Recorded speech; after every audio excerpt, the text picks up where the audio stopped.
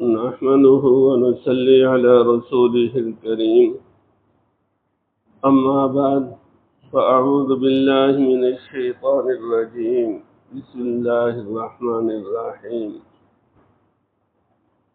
يا أيها الناس اعبدوا ربكم الذي خلقكم والذين من قبلكم لعلكم تتقون الذي جعل لكم الأرض فراشا والسماء بناء وأنزل من السماء ماء فأخرج به من الثمرات رزقا لكم فلا تجعلوا لله أندادا وأنتم تعلمون صدق الله العظيم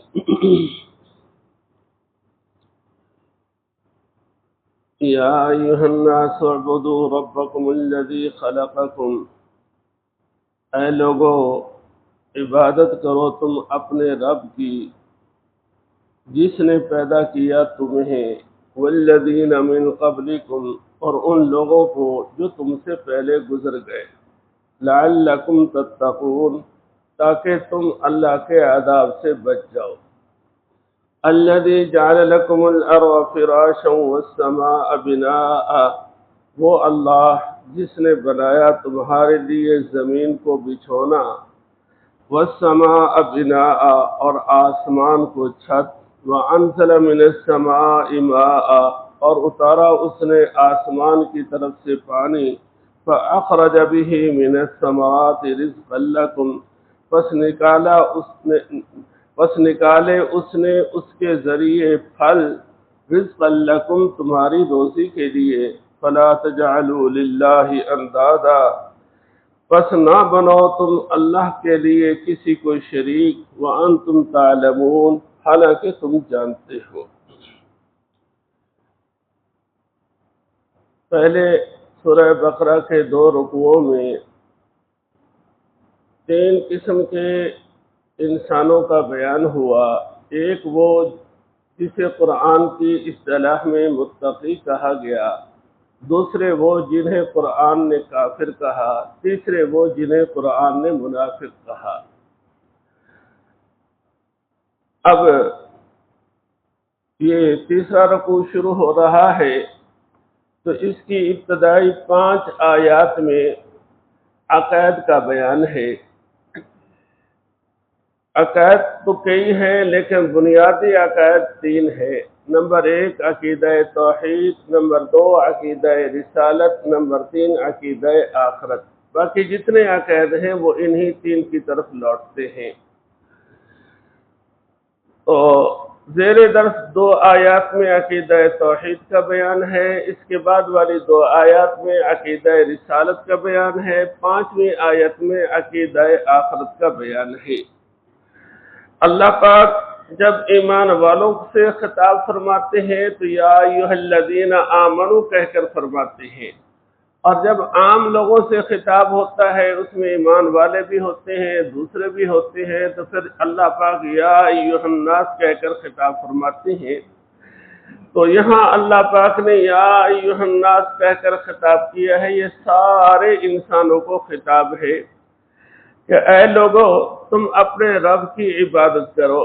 عبادت کرنے کا حکم دیا تو اس کے ساتھ ساتھ اللہ پاک نے اس کی دلیل بھی بیان فرمائی کہ وہ رب جس نے تمہیں پیدا کیا اور وہ رب جس نے تم سے پہلے لوگوں کو پیدا کیا، عبادت کیوں کرو؟ لعلکم تتقون تاکہ تم کیا ہے بچ جاؤ۔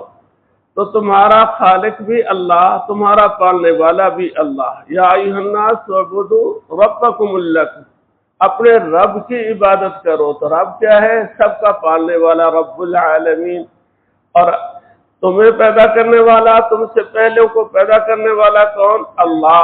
تو خالق بھی اللہ، پالنے والا بھی اللہ۔ تو پھر جس نے پیدا کیا ہے، جس نے پالا ہے، اس کا حق ہے کہ اس کی عبادت کی جائے۔ ایسا تو نہیں کہ وہ پیدا کرے اللہ، پالے اللہ اور اللہ کو چھوڑ کر کسی اور کی عبادت شروع کر دی جائے۔ آگے فرمایا الذی جعل لکم الارض فراشا، وہ اللہ جس نے تمہارے لیے زمین کو بچھونا بنا دیا۔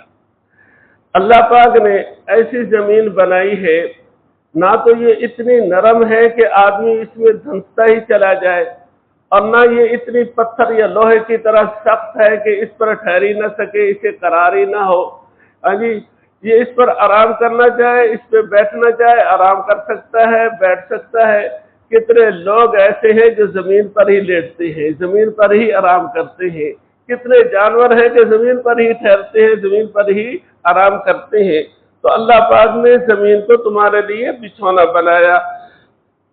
وَالسَّمَاءَ بِنَاءً، اور اللہ پاک نے آسمان کو چھت بنا دیا، اور چھت بھی کیسی کہ اس کے نیچے نہ کوئی دیوار ہے نہ کوئی پلر ہے، بغیر ستون کے اللہ پاک نے اس کو ٹھہرایا ہوا ہے۔ وَأَنزَلَ مِنَ السَّمَاءِ مَاءً، اور اللہ پاک نے آسمان کی طرف سے پانی اتارا۔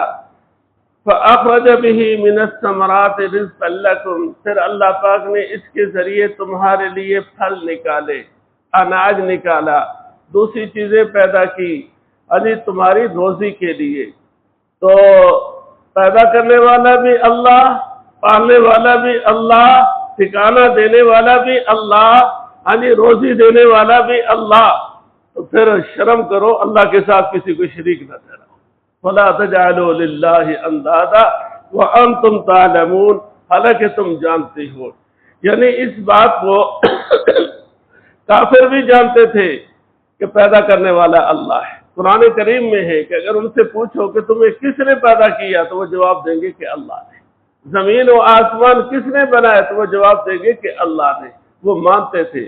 اور ان سے پوچھا جائے کہ پالنے والا کون ہے تو اللہ، ان سے پوچھا جائے کہ روزی دینے والا کون ہے تو اللہ۔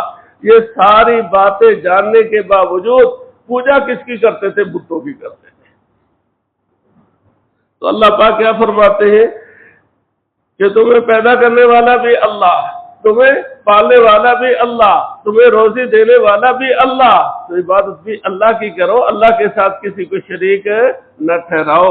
وَأَنْتُمْ تَعْلَمُونَ، حالانکہ تم اس بات کو خوب جانتے ہو کہ یہ ساری کائنات اللہ نے بنائی ہے، سب کچھ چلانے والے اللہ، سب کو پیدا کرنے والے اللہ ہیں۔ تو کل انشاءاللہ اس پہ 2-3 واقعات بیان کریں گے، اگر آپ بیان کریں تو درس لمبا ہو جائے گا۔